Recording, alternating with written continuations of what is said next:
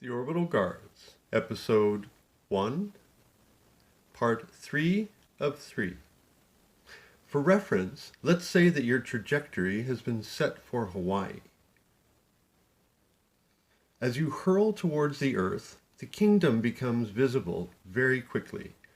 Between 200,000 and 100,000 feet, the re-entry sequence begins.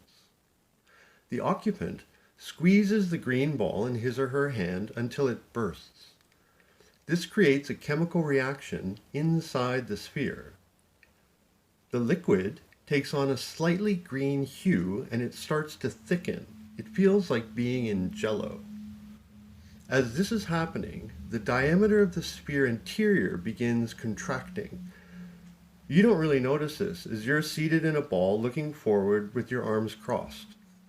The yellow ball has now shrunk to a cricket ball size, and the interior liquid is now extremely thick. It feels like you're moving through honey. You can make only small movements now.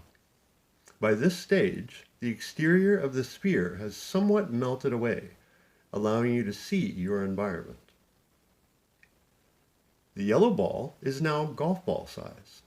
The occupant places it in their mouth before the liquid becomes completely dense. You're basically an ice cube now. At approximately 60,000 feet, you regain slight movement. A laser from your back creates an opening and releases a drogue chute. Motion is detected once again as you begin to slow down. When velocity stabilization is reached, the occupant can extend their arms and legs as the liquid softens to a mild gel.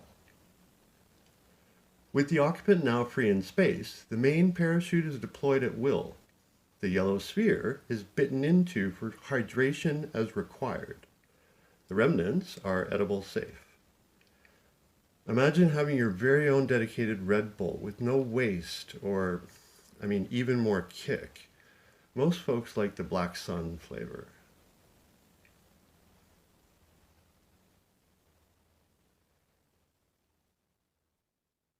The Orbital Guards, soft landings.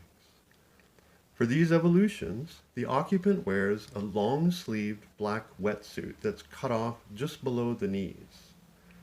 There is a black and white Snoopy cap that's donned before entering the sphere. The Snoopy cap has been updated to include 2 almond-shaped eye shields. And the wetsuit is pack heavy, meaning it comes with its own drogue and parachute system. Inside the sphere, there are a pair of large fins attached to boots that extend all the way up to your knees. When you slip into the fins, you can bend down and take a seated position on the floor. The boots seem to be fixed to the sphere. The parachute bump acts as a rest point against the sphere. The inside is approximately 6 feet in diameter. It's not cramped, but depending on your dimensions, you can't really extend your arms and legs fully in any one direction. When an orbital guard is dispatched to the Earth, the in-transit time to splashdown is less than 3 minutes. OGs are required to hold their breath for a minimum of 3 minutes and 30 seconds during training and qualifications.